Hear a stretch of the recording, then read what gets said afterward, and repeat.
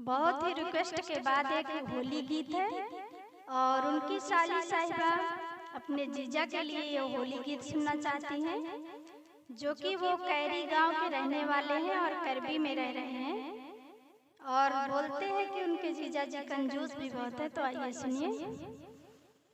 अरे आसों के होली भुलायो ना करबी वाले जीजा, आए हाय रे करबी वाले जीजा, आसों के होली भुलायो ना करबी वाले जीजा, आए हाय रे करबी वाले जीजा।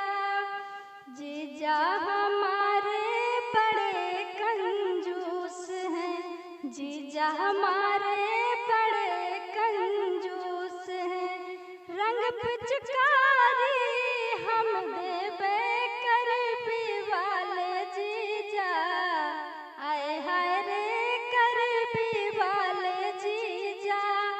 अब की ना उल्लू बनायो रे करबी वाले जीजा, हाय हाय रे करबी वाले जीजा। खूब खवाए बे गुझिया पपड़ी, खूब खवाए बे गुझिया पपड़ी, लालन के अब की भुला दैयो करबी वाले जीजा, आए हाय रे करबी वाले जीजा। इस ससुरारी में आए जइयो करबी वाले जीजा, आए हाय रे करबी वाले जीजा।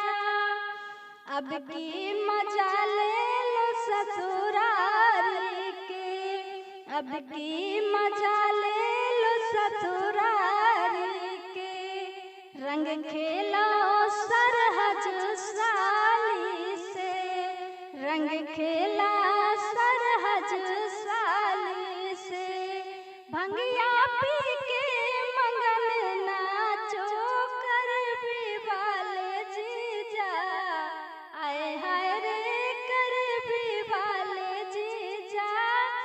आसों के होली भुला